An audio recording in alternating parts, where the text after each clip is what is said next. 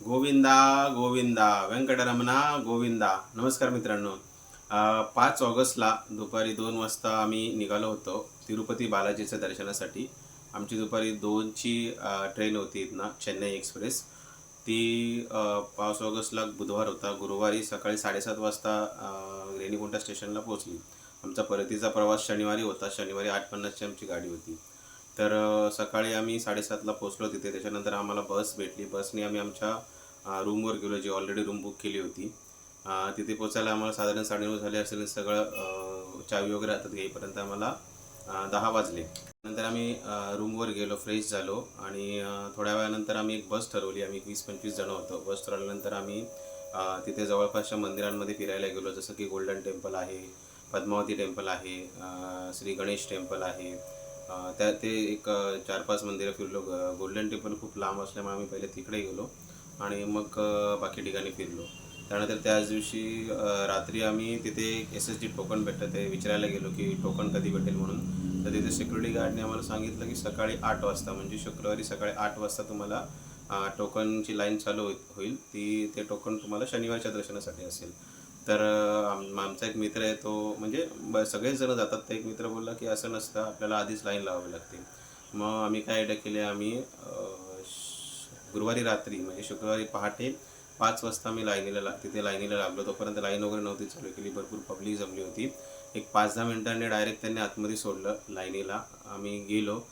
त्यानंतर आमचा नंबर लागला 8 वाजता, म्हणजे 8 वाजता ते चालू करतात. 5 ते 8 वाजेपर्यंत त्यांनी तिथे बसवून ठेवलं. तिथे कंपार्टमेंट असतात, त्या कंपार्टमेंटमध्ये मग आम्हाला बसवून ठेवलं. 8 वाजता ते चालू झालं आणि 8 वाजून 5 मिनिटांनी आम्हाला टोकन मिळालं असेल दुसऱ्या दिवशीसाठीचं. दुसऱ्या दिवशीचा 12 PM चा टायमिंग आम्हाला मिळाला.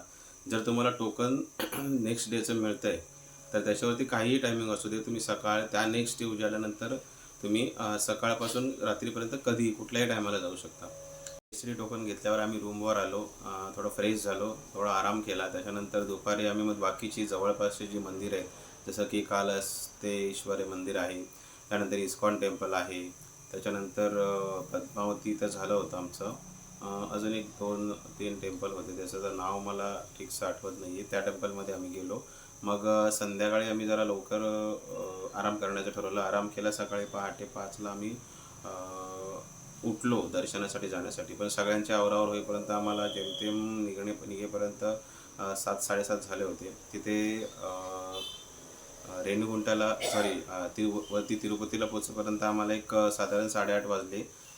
सगळं मला केस वगैरे द्यायचे होते. केस वगैरे देऊन सगळं आवरून वगैरे मग आम्ही चप्पल स्टँडला जाऊन सगळं असं हे होईपर्यंत, लाईनीला लागेपर्यंत 8:45 वाजले आम्हाला.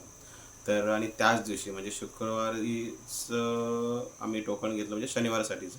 तर शनिवारी संध्याकाळची आमची 8:50ची ट्रेन होती. त्या हिशोबाने आम्ही म्हटलं तर किती वेळ लागते किती नाही, कारण का फ्री लाईनसाठी काहीतरी 20-22 तास 24 तास असे दाखवत होते प्रत्येक वेगवेगळ्या दिवशी. एका दिवशी 30 तास पण दाखवले होते. तर साधारण त्याचा अर्धा टाईम म्हणजे एक 10-1 तास किंवा 8 तास तरी SSDच्या टोकनवरच्या लाईनसाठी जाते म्हणून. तर आम्ही ती लाईनीला उभं राहिलो. लाईनीला उभं राहिल्यानंतर आम्हाला म्हणजे चालू होती लाईन व्यवस्थित. त्यानंतर आम्हाला आमचे मोबाईल जमा करायचे. तिथे आम्हाला कमीत कमी अर्धा ते पाऊण तास गेला, कारण 20-25 जणं होती.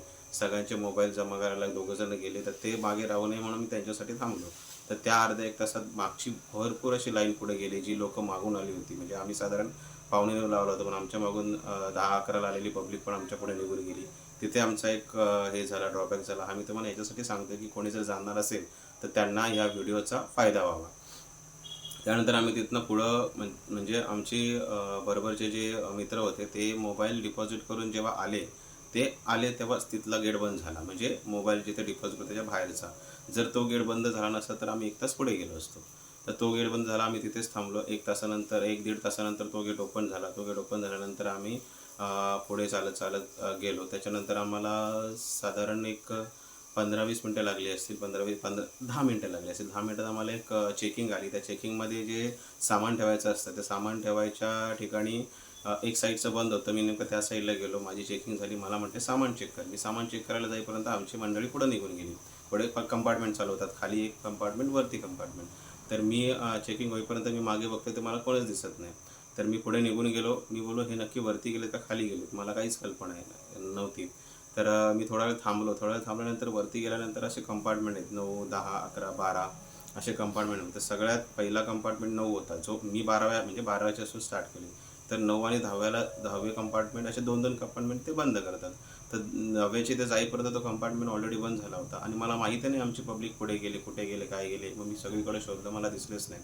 त्यानंतर थोड्या वेळानंतर तिथे खिचडी आली. आम्ही खिचडी खाल्ली. खिचडी खाल्ल्यानंतर पाणी प्यायला जेव्हा गेलो, तेव्हा पाणी प्यायला जाताना मला आमची मंडळी पलीकडच्या गेटमध्ये दिसली.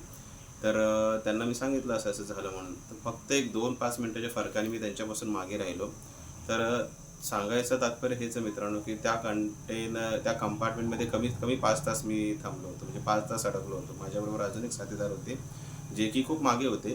ते ओके होते, कारण का त्यांना ते ऑलरेडी लेट झाले होते. म्हणजे ते आमच्याबरोबरच आले होते, पण ते दर्शनासाठी एकटेच आले होते. त्यांना थोडीफार माहिती होती तिथली.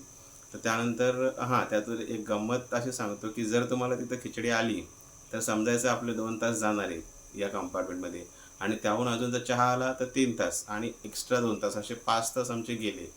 हे तुम्ही कन्फर्म हे करून चाला, की कंपार्टमेंटमध्ये गेल्यानंतर खायला प्यायला आलं म्हटल्यावर आपल्याला खूप वेळ लागणार आहे.